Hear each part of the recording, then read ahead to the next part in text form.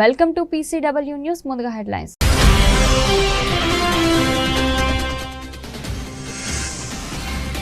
శక్తివంతమైన minute man 3ని పరీక్షించిన US. గంటకు 24,000 కిలోమీటర్ల వేగంతో ప్రయాణించిన క్షిపణి.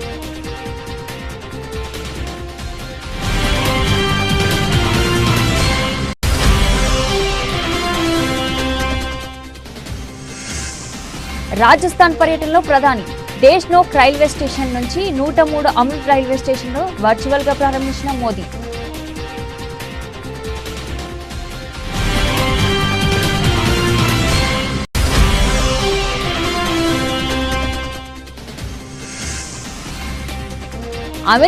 అమెరికాలోనే ఉంది. పాక్తో సంధి విషయంలో US పాత్రపై జైశంకర్ క్లారిటీ.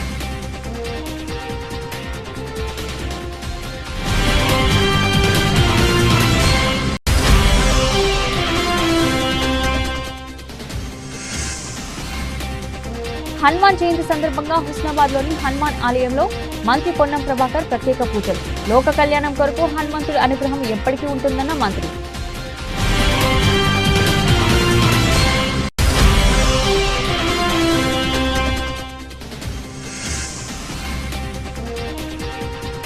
పిర్జాదిగూడలో అక్రమ నిర్మాణాలు, భారీ బందోబస్తు నడుమ కూల్చివేసిన హైడ్రా.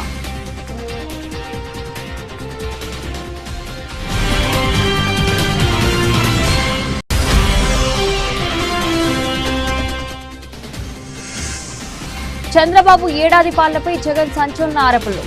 ఏడాది కాలంలోనే చంద్రబాబు 1.37 లక్షల కోట్ల అప్పు చేశారన్న జగన్.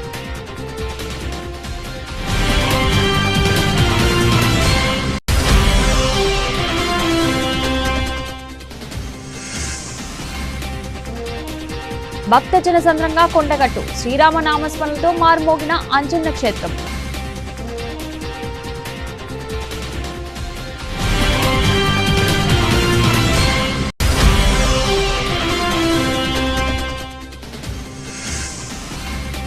MTU వాహనాల రద్దుతో 20,000 కుటుంబాలు రోడ్డున పడుతున్నాయి. ప్రభుత్వంపై మాజీ మంత్రి కారుమూరి వెంకట నాగేశ్వరరావు ఫైర్.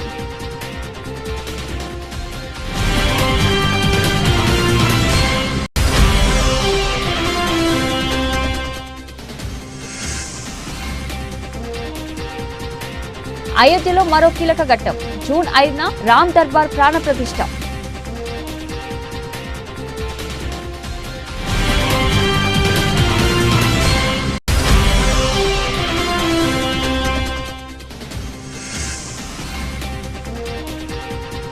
మళ్లీ బగ్గుమన్న బంగారం, 1 లక్ష మార్కు దిశగా పసిడి వెండి ధరలు.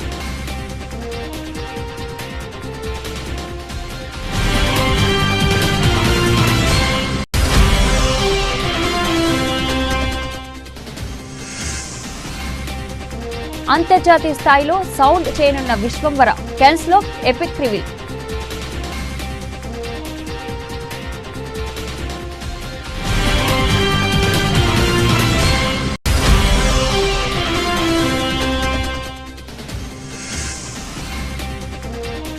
ప్లే ఆఫ్స్ లో ముంబై కీలక పోరులో ఢిల్లీపై ఘన విజయం.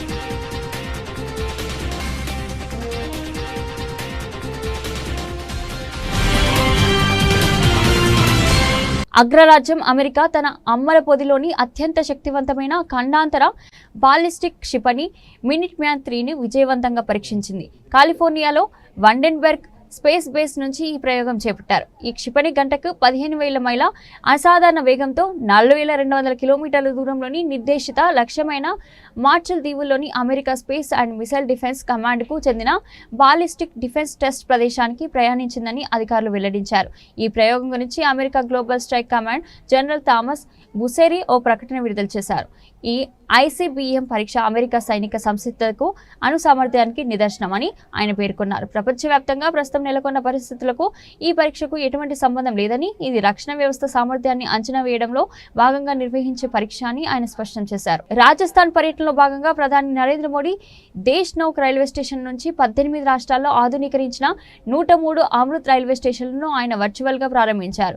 ఈ కార్యక్రమంలో రైల్వే మంత్రి అశ్విన్ వైష్ణవ్, కేంద్ర మంత్రి అర్జున్ రామ్ మేఘ్వాల్, లోంగ్వాలా, రాజస్థాన్ ముఖ్యమంత్రి భజన్లాల్ శర్మ పాల్గొన్నారు. అంతకుముందు బీకనీర్లోని కర్ణిమాత ఆలయాన్ని ఆయన సందర్శించారు. అమ్మవారికి ప్రధాని మోదీ ప్రత్యేక పూజలు నిర్వహించారు. అనంతరం అమ్మవారి తీర్థప్రసాదాలను ఆలయ పూజారులు ప్రధాని మోదీకి అందజేశారు. అనంతరం బీకనీర్ ఎయిర్ బేస్ ను మోదీ సందర్శించారు. మరోవైపు బీకనీర్ సమీపంలో పాలన గ్రామంలో ఏర్పాటు చేసిన బహిరంగ సభలో ప్రధాని మోదీ పాల్గొన్నారు. ఆపరేషన్ సింధూర్ అనంతరం తొలిసారిగా ప్రధాని మోదీ రాజస్థాన్ లో పర్యటించారు. ఇంకా చెప్పాలంటే ఏప్రిల్ 22వ తేదీలో పహల్గాం పర్యాటకులే లక్ష్యంగా ఉగ్రవాదులు కాల్పులు జరిపారు. ఈ కాల్పుల్లో 26 మంది మరణించిన సంగతి తెలిసిందే. ఈ ఉగ్రదాడి అనంతరం భారత్ పాకిస్తాన్ల మధ్య పరిస్థితులు ఉద్రిక్తంగా మారాయి. అలాంటి వేళ ఆపరేషన్ సింధూర్ను ప్రభుత్వం చేపట్టింది. ఈ ఆపరేషన్ ద్వారా పాకిస్తాన్ తో పాటు పాక్ ఆక్రమిత కాశ్మీర్లోని ఉగ్రవాద స్థావరాలపై దాడులు చేసింది. ఈ దాడుల్లో దాదాపు 100 మందికి పైగా ఉగ్రవాదులు మరణించారు. పహల్గాం ఉగ్రదాడి జరిగిన సరిగ్గా నెల రోజులకు ప్రధాని మోదీ రాజస్థాన్లోని बीकानेर एयर बेस ను సందర్శించడం గమనార్హం. पिछले 11 वर्षों में हमारे प्रधानमंत्री श्री नरेंद्र मोदी जी ने रेलवे के मूलभूत ढांचे में अभूतपूर्व रिफॉर्म्स किए हैं. इन 11 वर्षों में 34,000 किलोमीटर पटरियां बनी हैं. पूरे जर्मनी में जितनी पटरियां हैं उससे ज्यादा इन 11 वर्षों में बनी है. 47,000 किलोमीटर विद्युतीकरण किया है माननीय प्रधानमंत्री जी ने. वंदे भारत, नमो भारत, अमृत भारत, कई तरह के नई जनरेशन की गाड़ियां बनाई. पुराने आईसीएफ कोच को मिशन मोड में एलएचवी से कन्वर्ट किया. 42,000 नए एलएचवी कोच बनाए और इस तरह के कई इनिशिएटिव्स माननीय प्रधानमंत्री जी ने इन 11 वर्षों में लिए हैं. इन सब प्रयासों से रेलवे हमारे देश के गरीब और मध्यम वर्ग परिवारों के लिए एक अच्छा सुगम साधन बना है. माननीय प्रधानमंत्री जी ने रेलवे रिफॉर्म्स में एक बहुत बड़ा काम हाथ में लिया, स्टेशनों का नवनिर्माण. आजादी के बाद पहली बार किसी सरकार ने, पहली बार किसी प्रधानमंत्री जी ने छोटे स्टेशन, मझोले स्टेशन, उन पे ध्यान दिया है.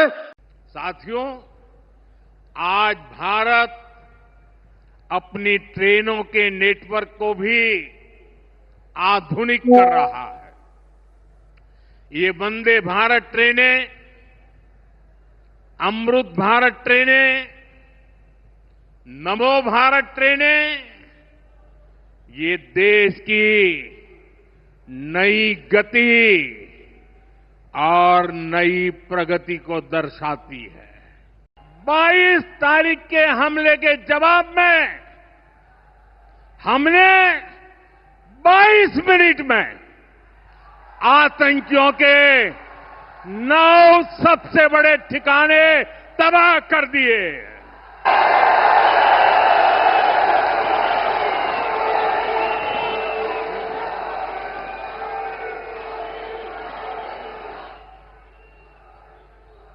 दुनिया ने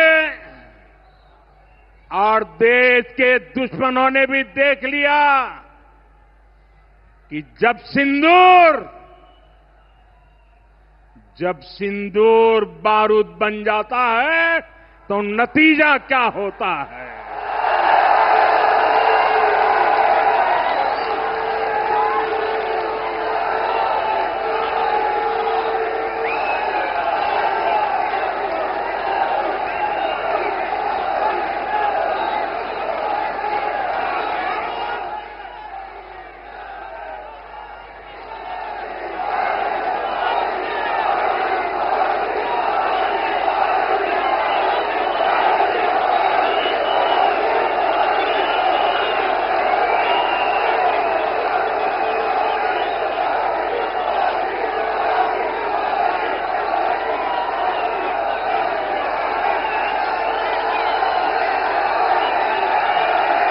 భారత్ పాకిస్తాన్ మధ్య సంధికి మధ్యవర్తిత్వం విషయంలో అమెరికా పాత్రపై కేంద్ర విదేశాంగ శాఖ మంత్రి జైశంకర్ తాజాగా స్పందించారు. కాల్పుల విరమణపై 2 దేశాలు నేరుగా చర్చలు జరిపాయన్నారు.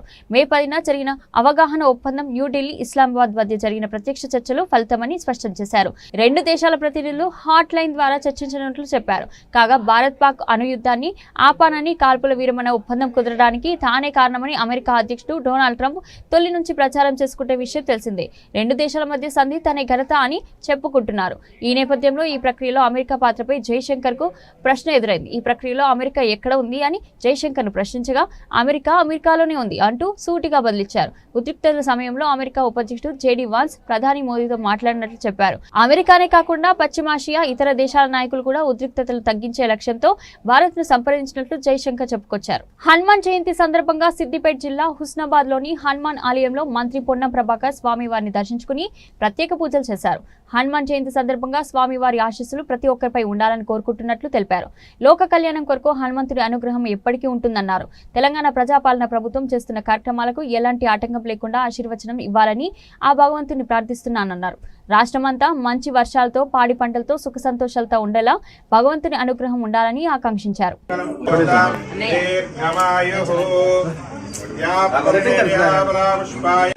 ఆ హనుమంతుని ఆశీర్వచనం ప్రతి ఒక్కరిపై ఉండాలని ఈ సందర్భంగా వేడుకుంటూ, తప్పకుండా లోక కళ్యాణం కొరకు హనుమంతుడి అనుగ్రహం ఎప్పుడు ఉంటుంది.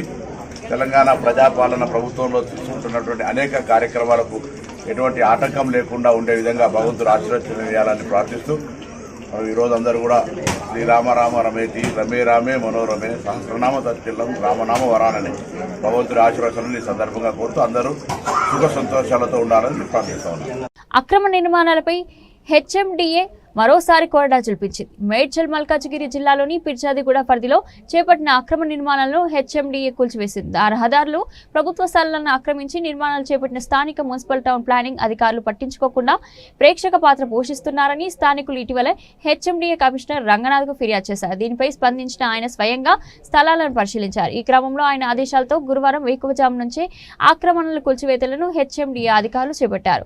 భారీ పోలీస్ బందోబస్తు నడుమ పిర్జాదిగూడ మున్సిపల్ కార్పొరేషన్ పరిధిలోని సర్వే నెంబర్లు 1, 10, 11లలో అక్రమ నిర్మాణాలు కూల్చివేతలు చేపట్టారు. మేము ఊర్లో 2 ఎకరాలు ఉండగా 2 ఎకరాలు ఉంది. 2 ఎకరాలు అమ్ముకొని వచ్చి ఒక్క కొడుకు కోసము ఇది కొన్నావా, ఆయన వండుకొని అమ్మిన ఆయన వస్తలేడు. నా కొడుకే ఒక్కడే కష్టపడి కొనుక్కున్నాం, రేకులు వేసుకున్నాం, ఇంకా లోను తీసుకున్నాం, ఇంకా కట్టుకోనే లేదు. మేము ఇంట్లోకి వచ్చి కిరా ఇంట్లోనే ఉన్నాం.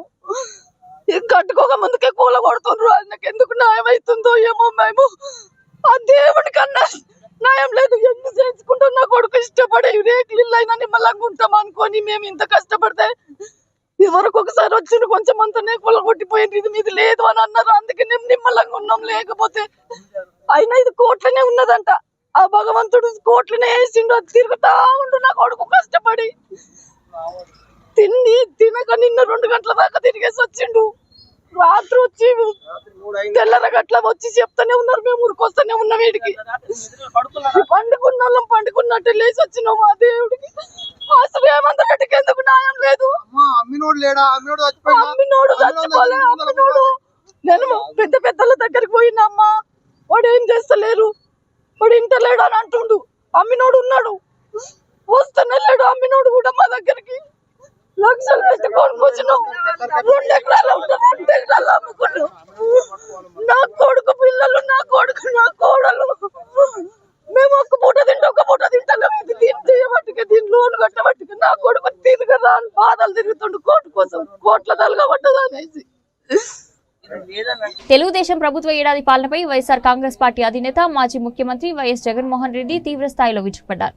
తాడేపల్లిలోని పార్టీ కేంద్ర కార్యాలయంలో బుధవారం ఏర్పాటు చేసిన మీడియా సమావేశంలో ఆయన మాట్లాడుతూ చంద్రబాబు నాయుడు నేతృత్వంలోని ప్రభుత్వం గత 12 నెలల్లో రాష్ట్రాన్ని అవినీతి అప్పుల ఊబిలోకి నెట్టిందని, అభివృద్ధిని పూర్తిగా విస్మరించిందని ఆరోపించారు. తన ఆరోపణలకు సంబంధించిన ఆధారాలు కూడా ఉన్నాయని ఆయన స్పష్టం చేశారు. ఎన్నికల ముందు సంపద సృష్టిస్తామని హామీ ఇచ్చిన చంద్రబాబు అధికారంలోకి వచ్చాక రాష్ట్రాన్ని మోసాలతో నింపేశారని జగన్ విమర్శించారు. కాగ్ నివేదిక పరిశీలిస్తే అభివృద్ధి ఎక్కడ కనిపించడం లేదు, సంక్షేమం మూసేలేదు. ఈ సంవత్సరం కాలంలో పెట్టుబడులు తగ్గాయి, ప్రజల కొనుగోలు శక్తి క్షీణించింది, రాష్ట్ర ఖజానాకు ఆదాయం రావడం లేదు, అదంతా బాబు అనుకూల గజ దొంగల జోబులోకి వెళ్తోంది అని ఆరోపించారు. తమ హయాంలో కరోనా వంటి క్లిష్ట పరిస్థితుల్లోనూ రాష్ట్రాన్ని సమర్థవంతంగా నడిపించామని, అభివృద్ధి సంక్షేమంతో పాటు ప్రజలకు మంచి పరిపాలన అందించామని జగన్ గుర్తు చేశారు.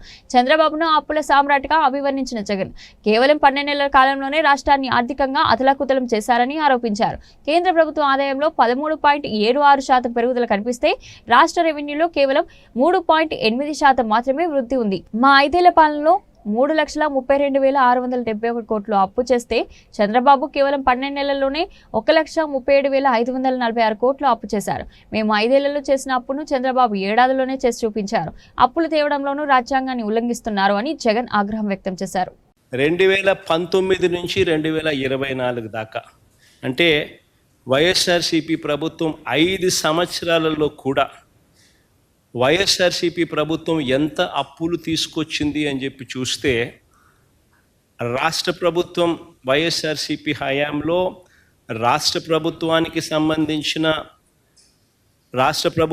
సంబంధించిన డైరెక్ట్ గవర్నమెంట్ బారోయింగ్స్ అయినా తీసుకోండి, దానికి అదనంగా గ్యారంటీడ్ బారోయింగ్స్ కూడా గ్యారంటీడ్ డెట్ కూడా తీసుకోండి, దానికి అదనంగా guaranteed det of public sector undertakings కూడా తీసుకోండి, దానికి అదనంగా non guaranteed det of public sector undertakings కూడా తీసుకుంటే కూడా చూసినట్టయితే చంద్రబాబు నాయుడు గారి హయాంలో ఆయన దిగిపోతూ 3,90,000 కోట్ల 247 కోట్లు మాకిచ్చిపోతే మా హయాం దిగిపోయేసరికి అన్ని రకాల అప్పులు ఇంక్లూడింగ్ నాన్ గ్యారంటీడ్ లయబిలిటీస్ కూడా, అంటే పవర్ సెక్టార్లకు సంబంధించిన నాన్ గ్యారంటీడ్ లయబిలిటీస్ కూడా కన్సిడరేషన్లోకి తీసుకుంటే అది 7,21,918 కోట్ల కింద కనపడి 2018 నుంచి 2019 మధ్య చంద్రబాబు చివరి సంవత్సరం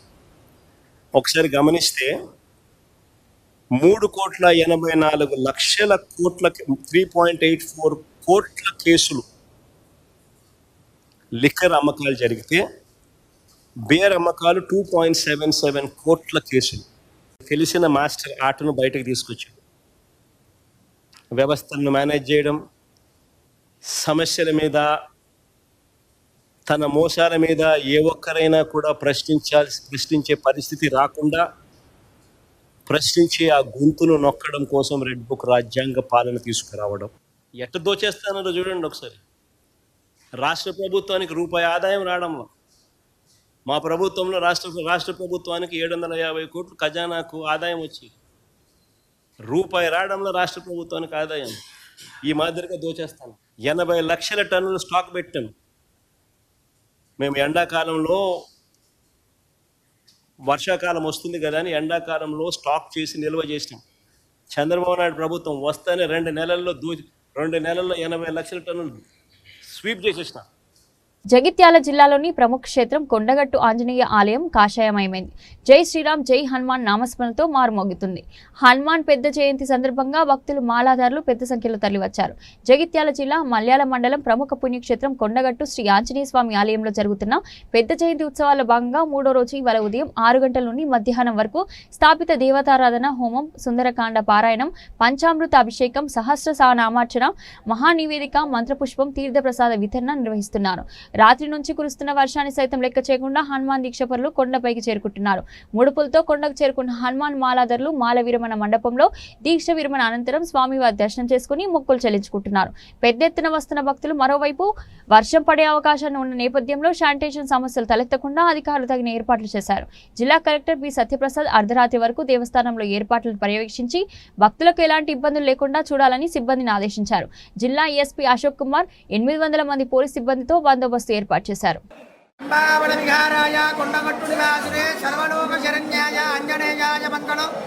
కొండగట్ట ఆంజనేయ స్వామి మహారాజుకి జై. ఈ రోజు కొండగట్ట ఆంజనేయ స్వామి క్షేత్రంలో పెద్ద అడవ జయంతి ఉత్సవం వైభవంగా జరుగుతుంది. ఉదయం 3 గంటలకు తిరుమంజనము, స్వామివారికి బలపంచామృత అభిషేకము, పట్టు వస్త్రాలంకరణ, భద్రాచల సీతారామచంద్ర స్వామివారి యొక్క శేష వస్త్రాలను కూడా అలంకరించడం జరిగింది. అదేవిధంగా 108 కిలోల వివిధ రకాల ఫలాలతో స్వామివారికి అలంకారం చేసి ఉన్నారు. వివిధ రకాల ప్రసాదాలు కూడా నివేదన చేసి ఉన్నారు. ఉదయం 7:30 యాగశాలలో చండీ యాగము, సుదర్శన మహాయాగము, 11 గంటలకు మహాపూర్ణాహుతి, ఆంజనేయ స్వామి వారి ఉత్సవమూర్తికి వివిధ రకాలైనటువంటి ఫలరసాలతో శ్రవణ తిరువంజనము, ఉత్సవమూర్తికి పూజల సేవ ఇత్యాది కార్యక్రమాలు జరుగుతాయి. రాత్రి నుంచి కూడా వర్షాన్ని లెక్క చేయకుండా లక్షలాది మంది హనుమాన్ దీక్షా స్వాములు వస్తున్నారు. వారందరికీ కావలసినటువంటి ఏర్పాట్లన్నీ కూడా చేసి ఉన్నారు. వారందరికీ కొండగట్ట ఆంజనేయ స్వామి వారి అనుగ్రహము ఎల్లవేళలా ఉండాలని కోరుకుంటున్నాము. లోకా సమస్త సుఖినో భవంతు. జై శ్రీరామ్, జై హనుమాన్. పేదలకు వైఎస్ జగన్ చేసిన ప్రతి మంచిని తుడిచేయాలన్న లక్ష్యంతో కూటమి ప్రభుత్వం పనిచేస్తుందని మాజీ మంత్రి వైఎస్ఆర్సీపీ రీజనల్ కోఆర్డినేటర్ కారుమూరి వెంకట నాగేశ్వరరావు ఆగ్రహం వ్యక్తం చేశారు. తాడేపల్లి వైఎస్ఆర్సీపీ కేంద్ర కార్యాలయంలో మీడియాతో మాట్లాడుతూ దేశంలోని పలు రాష్ట్రాలకు ఆదర్శంగా పేదల ఇంటి వద్దే రేషన్లు అందించేందుకు గత ప్రభుత్వంలో సీఎం వైఎస్ జగన్ తీసుకున్న నిర్ణయాన్ని కూటమి సర్కార్ రద్దు చేయడం దుర్మార్గమని మండిపడ్డారు. పేదలకు రేషన్ ఇచ్చే ఎండియు వాహనాలను తొలగించాలన్న నిర్ణయం పేదల పట్ల సీఎం చంద్రబాబుకు ఉన్న చిన్న చూపుకు నిదర్శనమని ధ్వజమెత్తారు. ఇప్పుడు 499 పైసలకి ఎకరం ఇచ్చేసేసి ఎన్ని వేల కోట్ల రూపాయలు ఇది దుర్వినియోగం చేస్తున్నారు. ఇది ప్రజల కోసం చేశాం మేము. దుర్వినియోగం ఎందుకు అవుతుంది? ఇవాళ పంజాబ్ రాష్ట్రం దుర్వినియోగం చేయడానికి అది చేస్తుంది. ఇంకా 5-6 రాష్ట్రాలు ఇది కొనసాగించేలాగా ఏర్పాటు చేస్తున్నారు. ఇది దుర్వినియోగం చేయడానికా? చెప్పండి. ప్రజలకి అందించే కార్యక్రమం, ప్రజలకి మేలు జరిగే కార్యక్రమం చేయకపోతే ఎందుకంటే మనం 1,70,000 కోట్ల సంవత్సరం జరగకుండా అప్పు చేశారు. ఎక్కడ పెట్టారు? ఎవరికి ఇచ్చారు? మీరు శ్వేతపత్రం రిలీజ్ చేయండి. ఎంత దుర్వినియోగం చేశారు మీరు. కుట్టు మిషన్లు ఉన్నాయి. కుట్టు మిషన్ల మీద ఎంత అవినీతి, 200 కోట్ల రూపాయలు. మీరు దోచుకో మీ సంపద సృష్టిస్తాను కదా. మీరు ప్రజల కోసం చేయరా? ఖర్చు పెట్టరా? చెప్పండి. మీరు అందించకుండా ఏం చేశారు? ఎన్ని లక్షల టన్నులు మీరు పట్టుకున్నారు? ఎన్ని లక్షల టన్నులు మీరు ఆక్షన్ వేశారు? తెలపండి. మాకు తెలపాలి కదండి. ఇగో ఇన్ని లక్షల టన్నులు మేము పట్టుకున్నాం. మా టైంలో మేము పట్టుకునేవాళ్ళం. నెల ఆక్షన్ వేసేవాళ్ళం. 29-30 రూపాయలకి అమ్మేవాళ్ళం కేజీ. మీరు సీజ్ ద షిప్ అన్నారు. స్టార్ట్ ద షిప్ అయింది. మీరు గొడవలకు సీల్ చేసేమన్నారు. ప్రభుత్వానికి ఎన్ని కోట్ల రూపాయలు తెచ్చారు మీరు ఆక్షన్ పెట్టి? ధాన్యం, బియ్యం చెప్పానండి. ఇంత అడావడి చేశారు కదా మీరు. కాకినాడలో మీరు సీజ్ చేశారు కదా గొడౌన్స్. ఆ గొడౌన్స్ లో మీరు ఎన్ని లక్షల టన్నులు ఆక్షన్ వేశారు? ఎన్ని కోట్ల రూపాయలు ప్రభుత్వానికి తెచ్చారు? Seize the ship, start the ship. అవునండి. ఇప్పుడు అది కాదండి. మీరు చేయండి. నేను మంచిదే కాదంటలేదు. అలాగే మీ వల్ల 29 మంది చనిపోయారు. 8 మంది గుంటూరు జిల్లాలో చనిపోయారు. వేరే చోట 3 చనిపోయారు. వాళ్ళ కుటుంబాలకు కూడా మీరు న్యాయం చేయాలి కదా అంటున్నాను. వాళ్ళకు కూడా ఉద్యోగాలు ఇవ్వాలి కదా అంటాను. వాళ్ళ కుటుంబాలు కదా అంటాను. మీ చంద్ర ఏదైనా కుటుంబం, వాళ్ళది కూడా కుటుంబాలు కదా. మీ వల్లే చనిపోయారు కదా పుష్కరాల్లో 29 మంది. వాళ్ళ కనీసం ₹1 సాయం కూడా చేయలేదు కదా మీరు. ఉత్తరప్రదేశ్లోని అయోధ్యలో శ్రీరామ మందిర నిర్మాణం తుది దశకు చేరుకుంది. జూన్ 5వ తేదీ నాటికి ఆలయ నిర్మాణ పనులు పూర్తవుతాయని శ్రీరామ జన్మభూమి తీర్థక్షేత్ర ట్రస్ట్ నిర్మాణ కమిటీ చైర్మన్ నృపేదా మిశ్రా తెలిపారు. ఈ చారిత్రాత్మక ఘట్టానికి గుర్తుగా జూన్ 3 నుంచి 5 తేదీ వరకు ఆలయ ప్రాంగణంలో రామ్ దర్బార్ విగ్రహాల ప్రాణ ప్రతిష్ఠ మహోత్సవాన్ని నిర్వహించనున్నట్లు ఆయన వెల్లడించారు. ప్రముఖ వార్తా సంస్థ పీటీఐకి ఇచ్చిన ఒక ఇంటర్వ్యూలో ఆయన ఈ వివరాలను పంచుకున్నారు. జూన్ 5న జరిగే ఈ పవిత్రమైన ప్రతిష్టాపన కార్యక్రమానికి వివిధ విశ్వాసాలకు చెందిన ఆధ్యాత్మికవేత్తలను, మత పెద్దలను ఆహ్వానించనున్నట్లు ఆయన పేర్కొన్నారు. అయితే ఈ వేడుకకు కేంద్ర రాష్ట్ర ప్రభుత్వాలకు చెందిన వీఐపీలను ఆహ్వానించడం లేదని మిశ్రా స్పష్టం చేశారు. సుమారు 500 సంవత్సరాల సుదీర్ఘ పోరాటం నిరీక్షణ అనంతరం ఈ మహత్తర క్షణం ఆసన్నమైందని నృపేదా మిశ్రా వ్యాఖ్యానించారు. రామ మందిర నిర్మాణం వెనుక ఎలాంటి రాజకీయ ప్రయోజనాలు గాని లక్ష్యాలు గాని లేవని ఆయన స్పష్టం చేశారు. ఇది పూర్తిగా ఆధ్యాత్మికమైన చారిత్రాత్మకమైన విషయమని అన్నారు. దేశీయంగా బంగారం ధర మళ్లీ పెరిగింది. అంతర్జాతీయంగా నెలకొన్న అనిశ్చిత పరిస్థితుల కారణంగా పసిడి ధరకు రెక్కలొచ్చాయి.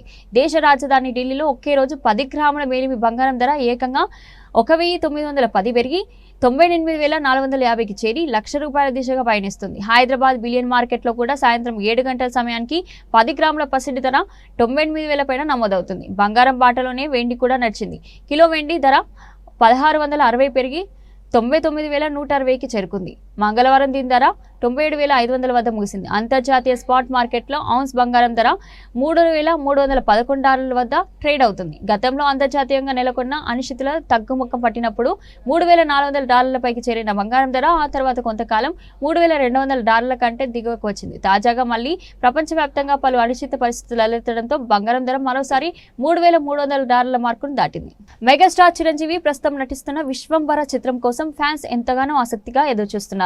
అంజీ తర్వాత చిరు నుంచి రాబోతున్న ఈ సోషియో ఫ్యాంటసీ అడ్వెంచర్ మూవీని మూవీ క్రియేషన్స్ బ్యానర్ పై భారీ బడ్జెట్ తో నిర్మిస్తున్నారు. ఆ మధ్య టీజర్ విడుదల కాగా దానిపై కాస్త నెగిటివ్ టాక్ వచ్చింది. అందుకే మూవీపై ఇప్పుడు ప్రత్యేక శ్రద్ధ కనబరుస్తున్నారు. దసరా వరకు చిత్రాన్ని రిలీజ్ చేయాలనే ప్లాన్ లో ఉన్నారు. అయితే తాజాగా ఈ చిత్రాన్ని గ్లోబల్ లెవెల్ కు తీసుకెళ్లే ప్లాన్ చేస్తున్నారు. చిత్ర నిర్మాతలు ప్రపంచ ప్రఖ్యాత కేన్స్ ఫిల్మ్ ఫెస్టివల్లో విశ్వంబర చిత్రాన్ని ప్రమోట్ చేస్తున్నారు. చిత్ర నిర్మాత విక్రమ్ కుమార్ సినిమాకు సంబంధించిన ఎపిక్ రివీల్ ను ఆయన కెన్స్ స్టేజ్ పై చేయనున్నట్లు తెలుస్తోంది. ఈ మేరకు ఆయన కెన్స్ ఫిల్మ్ ఫెస్టివల్ రెడ్ కార్పొరేట్ పై కనిపించడంతో ఒక్కసారిగా విశ్వంబర మూవీ అంతర్జాతీయ స్థాయిలో సౌండ్ చేస్తుంది. 78వ కెన్స్ ఇంటర్నేషనల్ ఫిలిం ఫెస్టివల్ మే 13న అట్టహాసంగా ప్రారంభం కాగా ఈ వేడుక మే నెల 24 వరకు జరగనుంది. ఇప్పటికే పలువురు ఇండియన్ ఫిలిం స్టార్స్ కెన్స్ 2025లో సందడి చేశారు. ఇప్పుడు విశ్వంబర సినిమా కెన్స్ చలనచిత్రోత్సవానికి వెళ్తుందని తెలియడంతో మెగా మాస్ సరిహద్దులను దాటుకుని ప్రపంచవ్యాప్తంగా దూసుకుపోతుందంటూ పోస్ట్ పెడుతున్నారు. అయితే ఈ మూవీ రిలీజ్ డేట్ అనౌన్స్ చేసి ప్రమోషన్స్ షురూ చేయలేదని కాస్త నిరాశలోనూ ఉన్నారు ఫ్యాన్స్. ఐపీఎల్లో ముంబై ఇండియన్స్ కు 4 ప్లే ఆఫ్ బెర్త్ దక్కింది. బుధవారం జరిగిన కీలక పోరులో ముంబై 59 పరుగుల తేడాతో ఢిల్లీ క్యాపిటల్స్ పై ఘన విజయం సాధించింది. సమిష్టి ప్రదర్శనతో సత్తా చాటుతున్న ముంబై ఢిల్లీని తమ సొంత గడ్డపై మట్టి కరిపించింది. మిగతా ఆటలు విఫలమైన సూర్యకుమార్ యాదవ్ 43 బంతుల్లో 73 నాట్అవుట్, 7 4లు, 4 సిక్సర్లు, మరో సూపర్ ఇన్నింగ్స్ తో ముంబై ఇండియన్స్ ను ఆదుకున్నాడు. సూర్యతో పాటు తిలక్ వర్మ 27, నమీందర్ 8 బంతుల్లో 24 నాట్అవుట్, 2 4లు, 2 సిక్సర్లు రాణించడంతో నిర్ణీత 20 ఓవర్లలో ఆ జట్టు 5 వికెట్ల నష్టానికి 108 పరుగులు చేసింది. ముంబై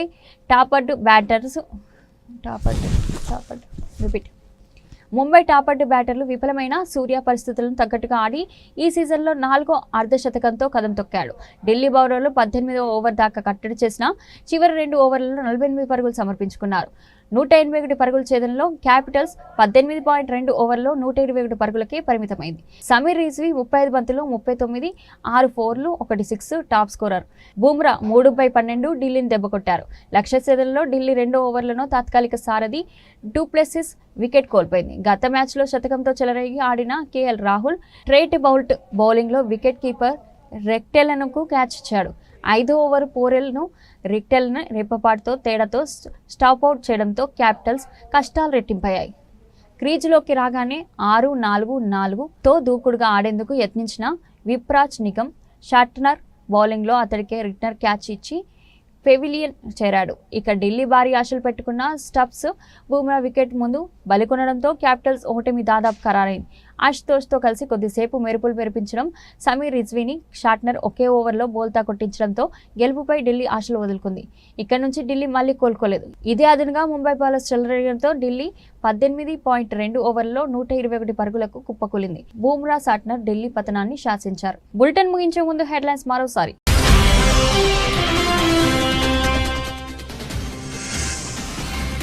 శక్తివంతమైన మినిట్ మ్యాన్ 3ని పరీక్షించిన యుఎస్. గంటకు 24,000 కిలోమీటర్ల వేగంతో ప్రయాణించిన క్షిపణి.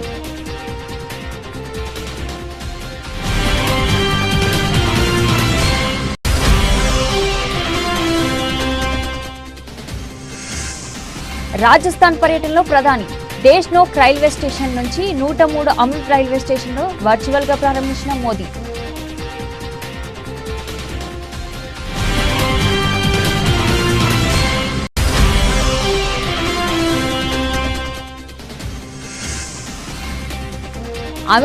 అమెరికాలోనే ఉంది. పాక్తో సంధి విషయంలో యుఎస్ పాత్రపై జైశంకర్ క్లారిటీ.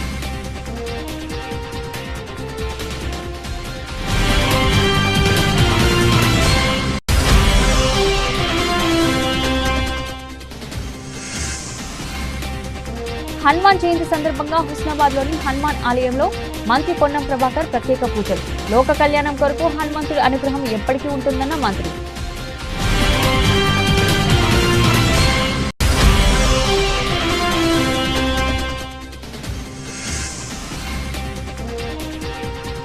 పిర్జాదిగూడలో అక్రమ నిర్మాణాలు. భారీ బందోబస్తు నడుమ కూల్చివేసిన హైడ్రా.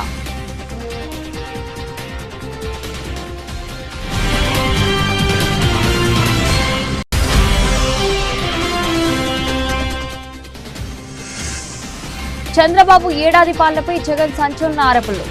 ఏడాది కాలంలోనే చంద్రబాబు 1.37 లక్షల కోట్ల అప్పు చేశారన్న జగన్.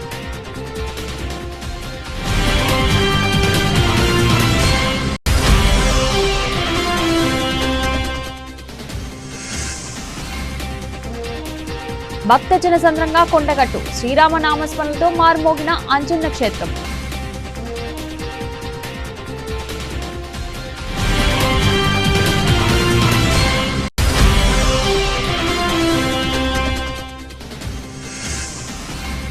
ఎంటీయూ వాహనాల రద్దుతో 20,000 కుటుంబాలు రోడ్డున పడుతున్నాయి. ప్రభుత్వంపై మాజీ మంత్రి కారుమూరి వెంకట నాగేశ్వరరావు ఫైర్.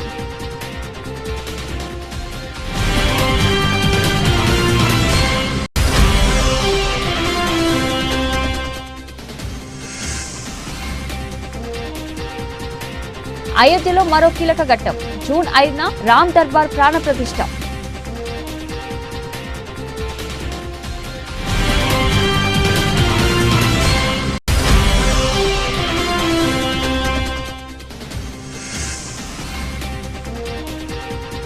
మళ్లీ బగ్గుమండ బంగారం. 1 లక్ష మార్కు దిశగా పసిడి వెండి ధరలు.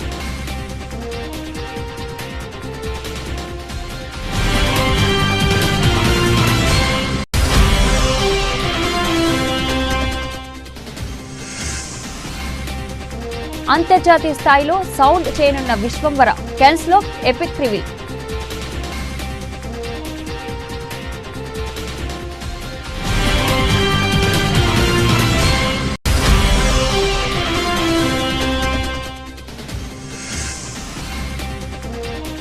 ప్లే ఆఫ్స్ లో ముంబై కీలక పోరులో ఢిల్లీపై ఘన విజయం.